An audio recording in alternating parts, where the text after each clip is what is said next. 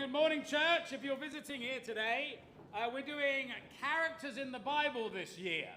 And we type out our lessons, so if you're here for the first time, nudge the person next to you and they'll email it to you. And today we're going to be doing the character of Jonathan. You know, I don't think I've ever heard a sermon on Jonathan. I've heard short charges on Jonathan. I've heard references of Jonathan. But I don't know I've ever heard a full sermon on it. And he's a really interesting character. So for those of you maybe who don't know the Bible that well, let me just give you a little brief history. So a bunch of guys called the Israelites left Egypt, went through the Red Sea, and they went into Israel.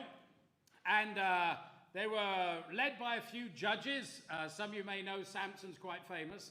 And then they asked for a king. And the first king was King Saul. And his son was Jonathan. And that's who we're going to be talking about today. And the title of today's lesson is called Jonathan Dared to be Loyal. So the theme we're going to be talking about today is loyalty. Come on. You know, Jonathan was loyal without fault. How many of us can actually say that? Loyalty is one of life's most costly qualities. It's the most selfless part of love, is to be loyal. See, you cannot live only for yourself if you're loyal. Loyalty implies a faithfulness that is steadfast in the face of any temptation to renounce a relationship, to desert a relationship, or to betray. Everyone is looking for loyal friends, but the real question is, can you be one? I'm looking for a friend who is loyal behind my back. Aren't you? See, anybody go, I like you when they see you. It's will they defend you behind your back? Loyalty is rare. So when I find a loyal friend, believe me, I do whatever it takes to keep them. And if any of you know me, that is true. I hold friendship as really outside of my relationship with God and my family. The dearest thing in my life is friendships. Loyal people not only stand by their commitments, they are willing to suffer for them. Jonathan is a shining example of loyalty. And as we see, he's quite incredible in this. Like, I don't see anybody else in the Bible like this, bar Jesus. He was forced to deal with conflicting loyalties, which is difficult. Not least to his father, King Saul, and his best friend, David, who are then at odds. And that's really where loyalty is. It becomes complicated, isn't it? Like, you have two friends, and they don't get on. Or two relatives, or a relative and a friend. And then you go, and they both can make you feel like you've got to choose one over the other. But what we'll see here is, Jonathan didn't choose one or the other. He chose loyalty. His solution to that conflict teaches how to be loyal and what must guide loyalty. In Jonathan, truth always guided his loyalty. Jonathan realized that the source of truth was God, who demands his ultimate loyalty. So really, you can't learn how to be anything with man unless you are with God. So if you can't love God, how can you love man? All right, if you can't submit to God, how can you submit to man? Because man is imperfect. All right, so if you can't demonstrate any quality to a perfect God, then it's surely impossible to demonstrate it to an imperfect person. It was his relationship with God that made Jonathan have the ability to deal effectively with complicated situations in his life. And let's be honest, aren't relationships complicated? They really are complicated. He was loyal to Saul, that's his dad, even when he was abusive and unrighteous, because Saul was his father and the king. He was loyal to David because David was his friend. His loyalty to God guided him in the conflicting demands of his human relationships. That's why people in the world are terrible at relationships. Anybody here great at relationships before they became a Christian? No hands on that one. Normally I ask questions, at least I get a few, right? And even as a Christian, sometimes I'm like, this is a hard game. The conflicting demands of our relationships challenge us as well. If we attempt to settle conflicts only at the human level, we will be constantly dealing with a sense of betrayal in some sense. If we communicate to our friends that our ultimate loyalty is to God and His truth, many of our choices will become much clearer. In other words, if you go, I'm doing this because this is the right thing to do, how you then feel about me is up to you, but I'm going to do the right thing. The truth is in His Word, the Bible, and it will bring light to our decisions. Do the closest people to you know you as one of your greatest qualities of being loyal? Jonathan was impressive actually in many different ways. He had many great strengths and accomplishments. He was brave. He was loyal. He was actually a natural leader. He was the closest friend of David that David ever had, and he did not put his personal well-being ahead of those he loved. He was a selfless type person, and he depended on God all the time. So what can we learn from lessons from his life? Well, loyalty is one of the strongest parts of courage, and we'll talk about that, like how you actually have to be courageous to be loyal. An allegiance to God puts all other relationships in perspective, and great friendships are costly. If you're going to be great friends to people, it's going to hurt you. So, 3 little points. Point 1, loyalty demands bravery. Loyalty demands bravery. Jonathan was ambitious to be a great leader of men, as many of us are, or great leaders of women. Jonathan applied himself to becoming skilled in battle. It's described as him having great strength and swiftness in 2 Samuel 1:23. He excelled at archery, 1 Samuel 20:20 and 2 Samuel 1:22, and excelled in slinging, and that's what David did with Goliath. So his issue was fighting physical battles. Ours is really fighting relationship battles. So are you applying yourself to upskilling for the battles God has given you? Our battle really is converting people, isn't it? And then leading people and keeping them faithful. So the skills we're meant to be upskilling in is relationships. How to build them, how to resolve conflict in relationship, and then how to grow in our relationships. Whether it be the same sex, you might be in a brother's house, sister's house, whether it be with the opposite sex in dating or marriage, and then with kids and grandparents and everybody else that you come into contact with. So there must be a constant upskilling that we are consumed with. Jonathan looked for opportunities to put himself into battle to test his skills. I actually think this is one of the hardest things. A lot of us don't want to lead because they'll expose how bad we are at relationships. Yeah. All right? But actually, that's how you learn, okay? By failing forward. Well, I tried to help this brother and it backfired on me. Welcome to the club. The only way you learn to have great relationships is by having bad ones that you resolve. Yeah. It's the art of resolving a relationship that is the hard bit. You know, Jonathan first appears in the Bible narrative as the victor of Geba, a Philistine stronghold. So the first time we meet him, like this King Saul, and then all of a sudden, out of nowhere comes this son who just goes, man, those Philistines, I'm ticked off with them. I'm going to war.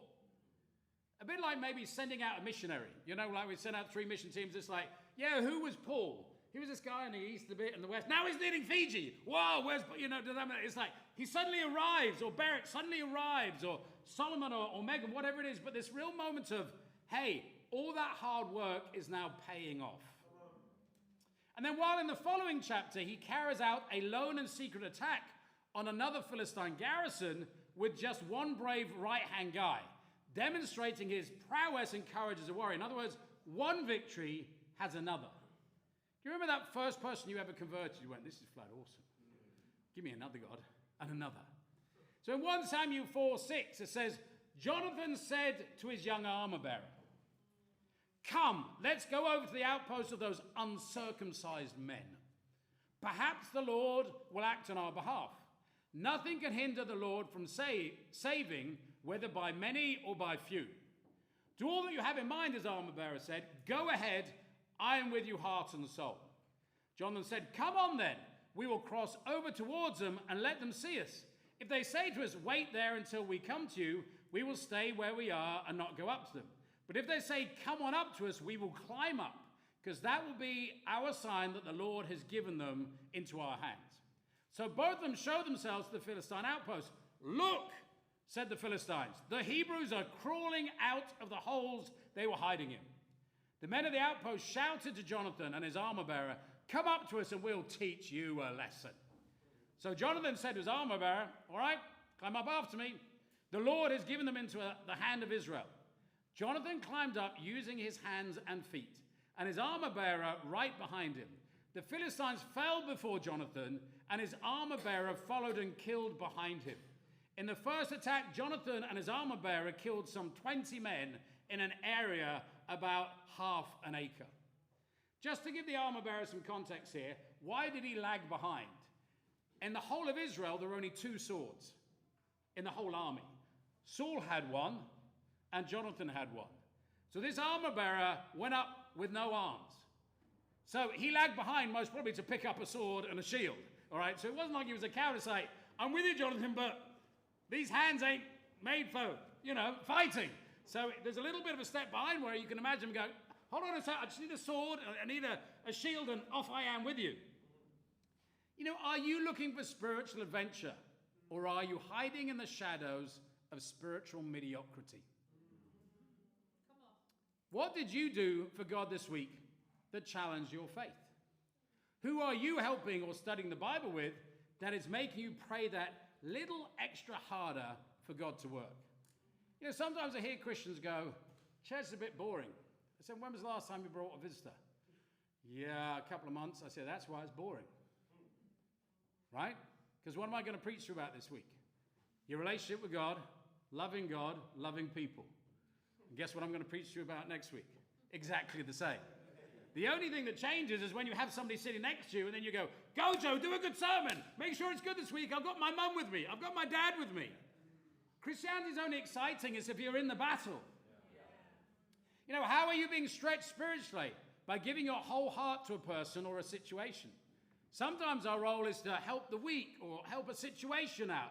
It's not necessarily something, but in everything, you need to be in the battle. Jan came up to me earlier, just before the sermon. He said, can I speak to you? He goes, yeah, this work business, not sure I'm really giving it. You know what I mean? I want to do something great with my life. Should I sell my house and let's just do something great? I was like, wow, okay. And we had a bit of a chat like this. I said, well, maybe set yourself up here and then go. I said, you've got to plan out next year. You've got to, in Australia, we get like 4 weeks holiday, right? I said, I remember when I was in business, I'd go, okay, Easter weekend, right? Where you have the 4 days beforehand and the 4 days after. So you only use 4 days and 8, and then you can have another week's holiday. And I'd be planning out all my adventures, but you need to look at your schedule and go, man, I want to go to the Brussels mission team for a week, and I need to go to Edinburgh, and I need to go to the Philippines. And do you live an adventurous life? Or is your heart stuck in Sydney? I mean, I love Sydney, but there's a whole big bad world out there to go and see. I appreciate Steph. Steph is off to Fiji for a week, and then she's off to Samoa for a week, or maybe the other way around, and then she's off to Brisbane to self-support herself on the mission team to see if the ministry is for her. We'll go, what if it's not? She may waste her money self-supporting her. Money is for spending. You realize that? Like, money is meant to make your life richer in your relationships. That's what it's there for, is to have the adventure. I appreciate, Pete and this balloon thing that is getting bigger and bigger and bigger and bigger. So we raised money for the mission teams that we sent out. And Pete, Paulina, the Wade family, we have the Israelites, we have the Wadeites, I'll call them now. Okay, that Bible called the Wadite. And it was just Pete and Paulina go, how do I make this money? And then last year, he got loads more people on it, where they raised 17,000. This year, it's like the restaurants are like, we need you, and there's Betty Burgers, and just in one night, I know they raised $2,600 last night, and there's other groups that raised so many. They're on an adventure. You can tell because Pete's like, I'm a little bit nervous. When you're on an adventure, like, will this work? Will this not? Can I pray? Can you pray for me, with me, help me? And that's the adventurous spirit. It's not warming the chair on a Sunday morning. You know, I appreciate Dante. I now call Dante the church leader. So if you were with me, like, I have a young intern that I train up. It was Matthew before. Now he's gone back to Hong Kong. So it's now Dante. He's the church leader. Okay, so I say, church leader, what should we do? He's like, okay, you know. And if things don't turn up, like the microphones, I'm like, church leader, what did you do? Okay, right. But I appreciate he's out there. The interns had a challenge of getting 10 studies. He did 11 last week. It's then inspired. Well, Ash is like, now, I need to get all my region, the West, and everybody in a Bible study. And there's this attitude of, okay, we're out there. But they're growing. They're living the adventure. I think about Sarah's just arrived. Sarah's here, so from New Zealand. I remember having a conversation about, you know, there may be a brother over here that likes you, and they said, well, I'm scared. I've got a nice job in Auckland, and I don't know, and ish, ha, hoo, ha, he, ha. I say, life's for taking a risk. You, hoo, ha, he, ha. And then I kept phoning up, have you made a decision yet? Made a decision yet? I said, give us a date, give us a date. After the first week, she's like, I'm never flat going back to Auckland, blah, blah, blah. It's like, that's the adventure, is it not? You know, bravery inspires loyalty.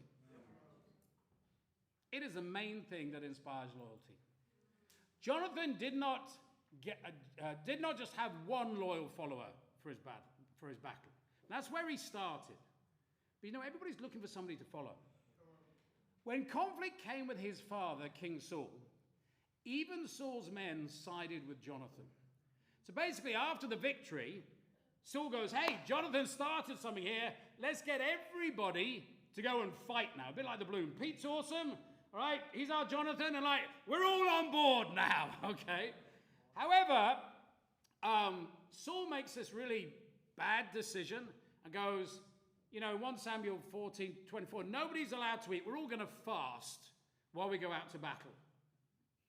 That's not a good idea to be selling balloons and having everybody fast in the same day, and they're all sitting there going, can you buy my balloon? Please, I need to get home and eat, please.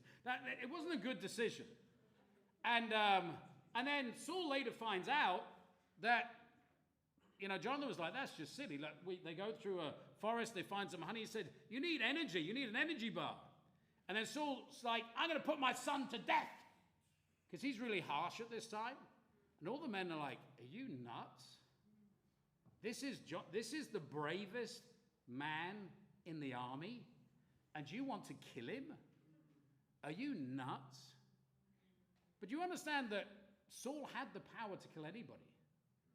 They were willing to put their life on the line for Jonathan because he was willing to put his life on the line for Israel.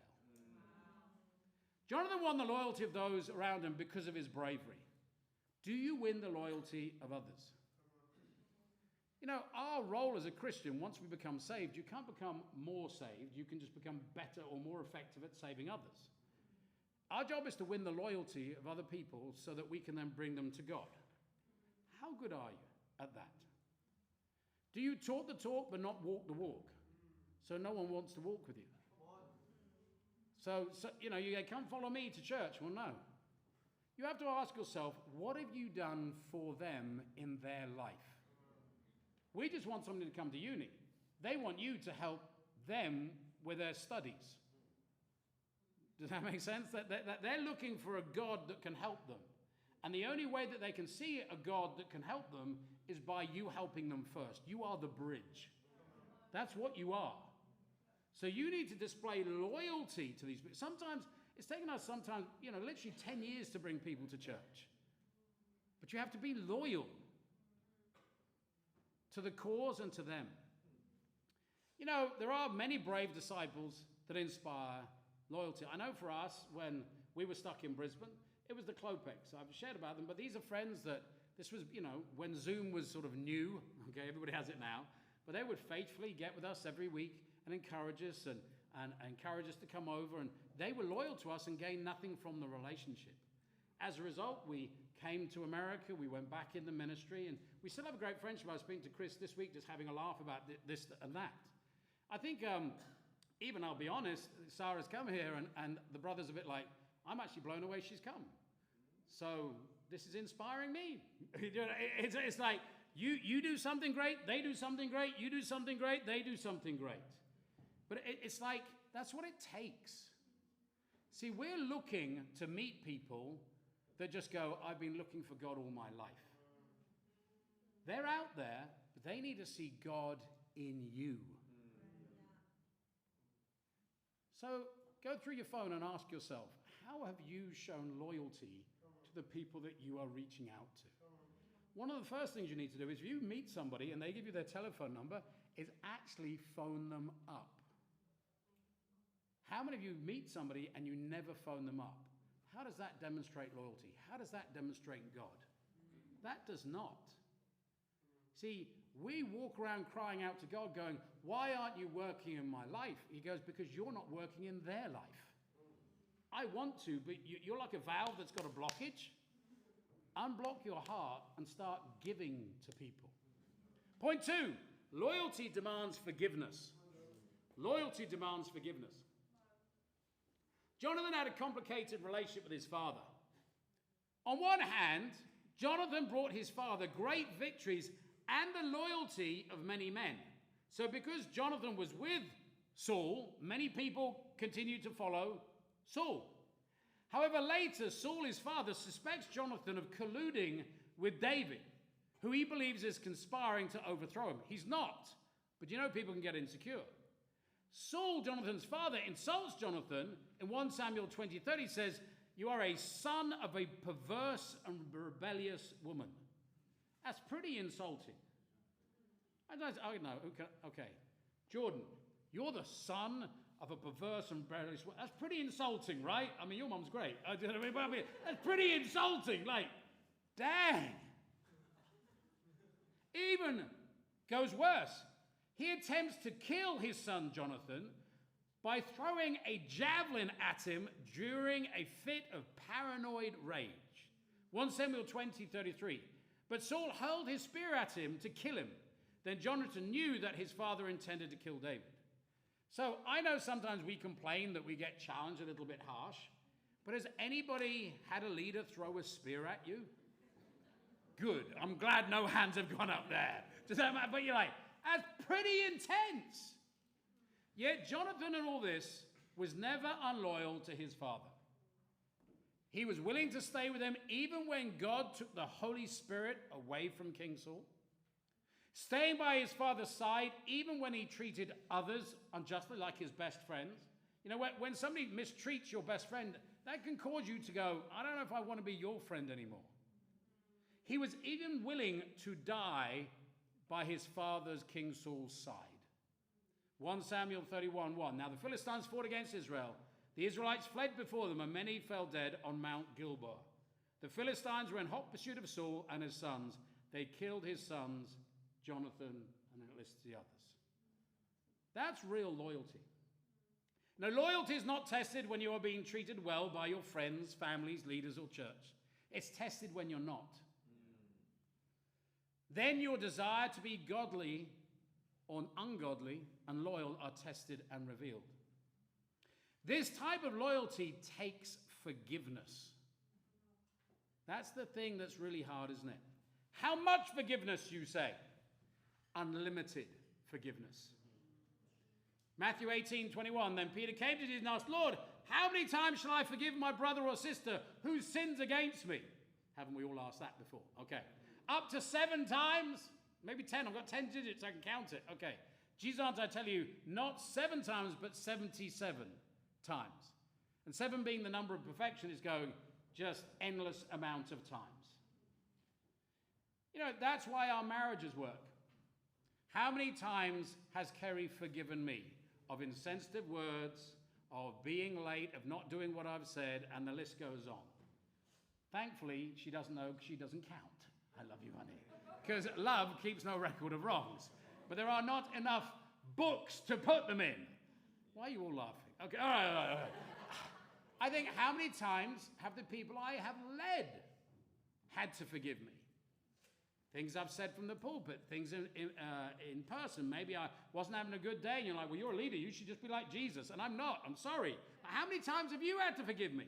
And you have. That's why you're still here. I remember that, this is a really bad one, and I actually can't remember what it was, but I can remember I did it. Me and one of the missionaries, Mason, when Len was a young Christian, and I remember we really hurt him, and afterwards we went, yeah, that was really bad. Now, Len is like one of the calmest human beings in the entire world. And it's a funny thing, when people don't react in an ungodly way, you feel even worse. Do you know what I mean, right? And me and Mason were like, man, we need to go and apologize to him. And we're the leaders, right? I remember we came up to Len and I just go, man, we've really messed up here. I'm really sorry. And Len's like, yeah, amen, like this. And I keep trying to remember what it is, and even Len can't remember. No, he can't. He's like, I can't. But I can remember sinning against Len. Do you know what I mean? And I'm like, but he's had to forgive me. I think when we constantly train people, this is something the church got used to. We're the mother church of the other churches. We're constantly getting young men, we're raising them up to teach them how to lead, and when they just get good, we send them out. And then there's a new church leader like Dante. But I love Matthew when he went out, but can you remember the tram sheds at the beginning of the year? Yeah, right, okay, and Matthew was in charge, and I went, where's the pulpit? Right? And the speakers? He went, oh. And then Maddie's running over to get the pulpit from my house, and John breaks his leg jumping over the thing. And we're trying to, but by the time it was like, Matthew left. And it was great. Yeah. And then there was a new person coming over, and I loved them, and they didn't really know. But we had an email from the hall going, is there a new guy in town because you weren't on top form last weekend? All right. How did you get, okay, nothing too serious, but it's like we have to keep forgiving and training. See, we're not looking for a perfect church. Right. We're looking for a church like Jesus that trains people to become mature so that we can then send them out and build churches. Say, well, how much should I forgive? Well, let me tell you a story. This is a true story. You think you live in a brother's house. This is a true story from the 90s in London. I'm glad I remember this one. So there was a young teenage brother that had moved into a house, and they were all taking turns to cook meals for each other's and family times. So he started, and he had no money.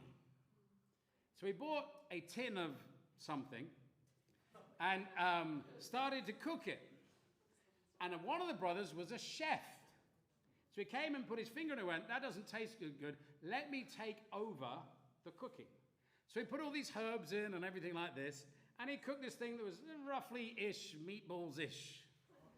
And the teenage brother is sitting there going, my brothers, what's right? I need to confess something to you. After they've eaten the meal. He said that was a can of dog food. I swear, no.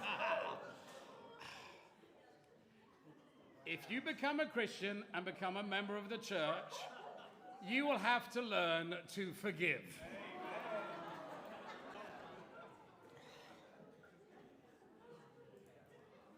I ended up living with that brother about 10 years later. Let me say, he didn't do the cooking in my house. He was good-hearted. He wanted to put something on the table. But you know what? You will never have any true friends unless you master forgiveness. You just won't. Because there's too much not to forgive. Point 3, loyalty demands spirituality. See, the more you get into Jonathan, you go, this guy's impressive. To be spiritual, you have to see God in everything. The story of David and Jonathan is introduced in 1 Samuel 18:1, where it says that Jonathan became one in spirit with David, and he loved him as himself. I mean, this is a bonded relationship. In mourning Jonathan's death, David says about their relationship in 2 Samuel 1:26, I grieve for you, Jonathan, my brother. You were very dear to me. Your love was more wonderful than that of a woman. You go, that's a bit weird. No, it's not. David had many wives. So having a wife was quite impersonal in those days. So he's like, who's my best friend? Like, who do I go out to battle with? Who do I mean, this guy, we are as tight as anything. Yet this could have been so different. Jonathan was King Saul's son in line for the throne. David, with all his victories and the anointing of God, could have been a threat to Jonathan because that's how Saul saw him. He's like, David, you're going to take over the throne, so I'm going to try and kill you. Jonathan would go, well, when Saul, my dad, dies, I should be king. So really you'd think, I don't want to be friends with this guy that's going to try and take over the kingship. Yet Jonathan knew it was God's will for David, not him, to be king, and he was loyal to God's plan. 1 Samuel 23:15, when David was at Horesh in the desert of Ziph, he learned that Saul had come out to take his life. And Saul's sons Jonathan went to David at Horesh and helped him find strength in God. Don't be afraid, he said. My father Saul will not lay a hand on you. You will be king over Israel, and I will be second to you. Even my father Saul knows this. The two of them made a covenant before the Lord. Then Jonathan went home, but David remained in Horesh. See, the reason why Jonathan was able to keep it all in perspective is that he was loyal to God's plan for salvation for Israel, and it wasn't going to come through him. See, when we get man-focused, when we go, I should be in that position, or he should be in that position, or I don't agree with that decision, you are saying God is not in control. And if God is not in control, let's all run for the hills. Let's be honest, okay? Either God is in control or is not. If he is, then we need to remain humble to his direction. If he's not, we're all doomed. And we're not all doomed, just to remind you. Okay, but I think about it. Loyalty to God's plan of salvation of the world means you have to be happy being second or third or even last. Mark 9:35, sitting down, Jesus called the 12 and said, anyone who wants to be first must be the very last and the servant of all. You know, too many, we get involved in the politics of the church. Oh, I don't know about that decision. Oh, I don't know about that decision. I don't know about that decision. God raises people up and God pulls them down. And he does it for reasons that sometimes we don't even understand. We need to keep in our role. You know, are you happy with God's will for your life?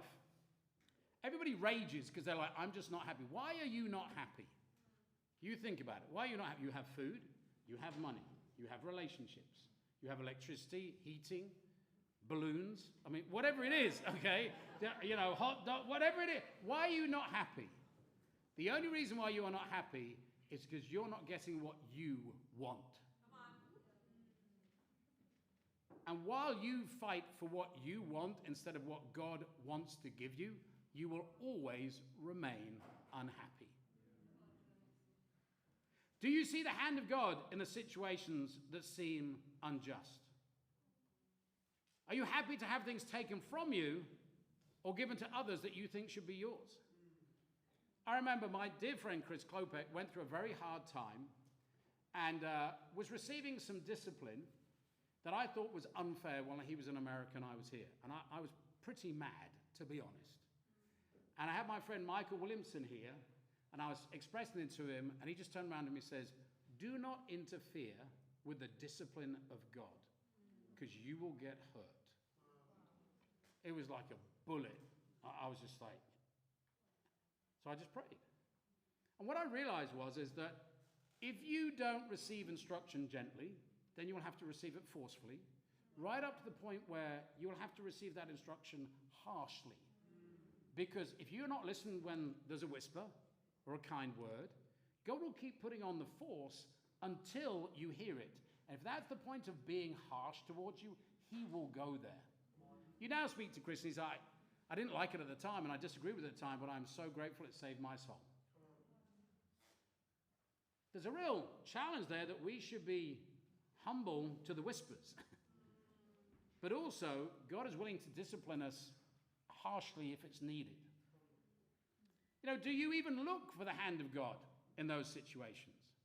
I think now it's easy to see the hand of God in retrospect, isn't it? Always like, you know, when we were made redundant in England, and it was a hard time, couldn't get a job, and we had to sell our house because we couldn't pay the mortgage and everything like that. Then we went, well, now we're free, where should we move?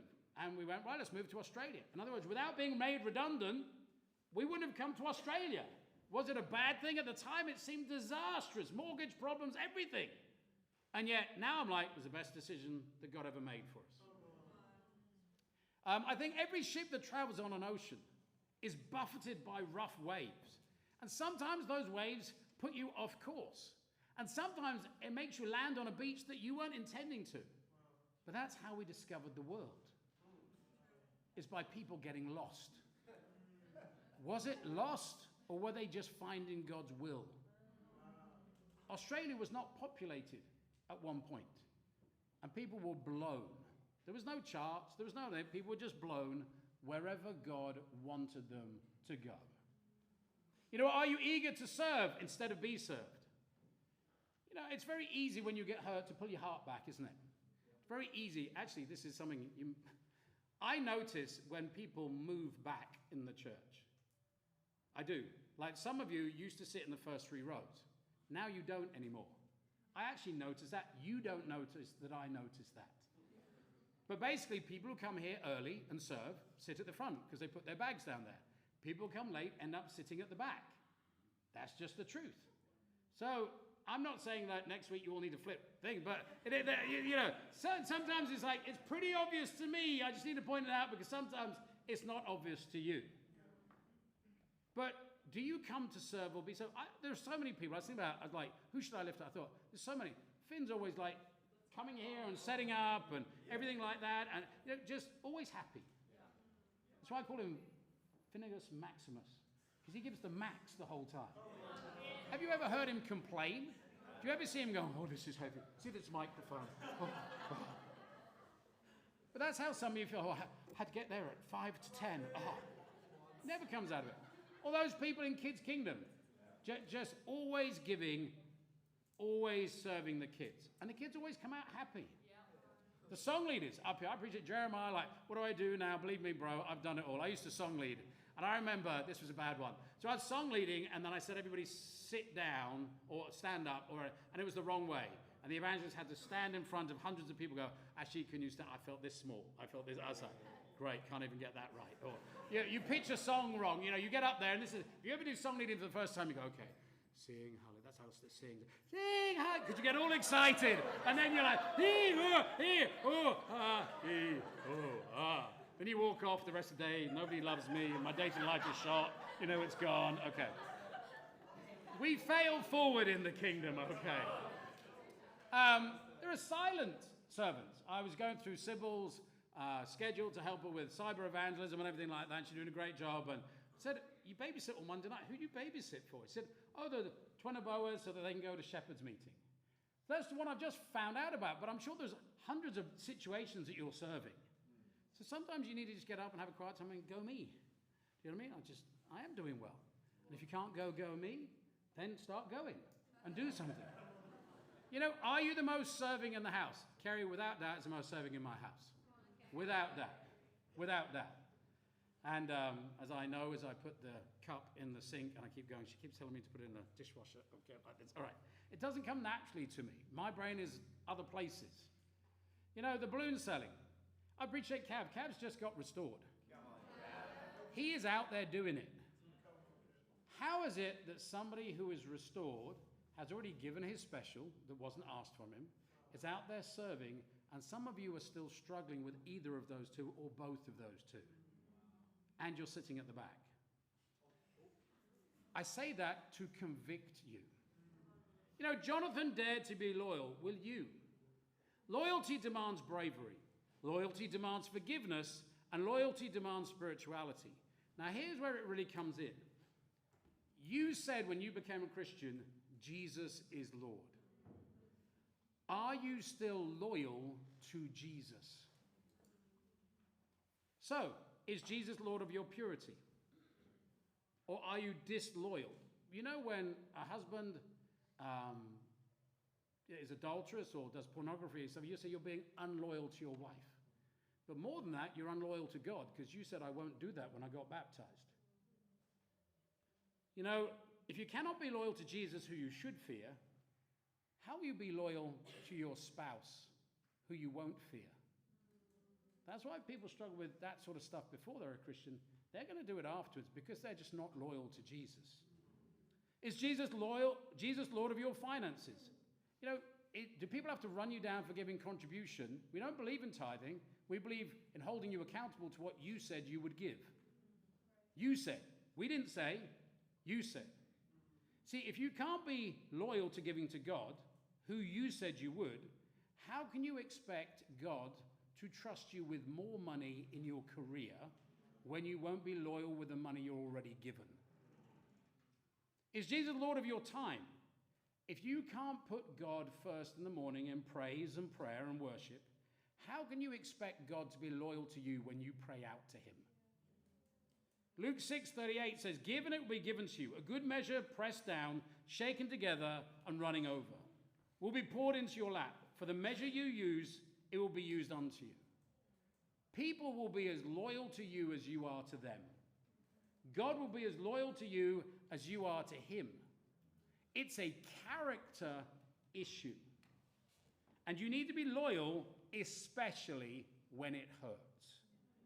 You know, is it time for you to rededicate your loyalty to Jesus and make him Lord again of your life? Or do it for the first time? You know, I'm glad to say that Naomi today is about to get baptized. And that's the best way I can finish a sermon. Amen.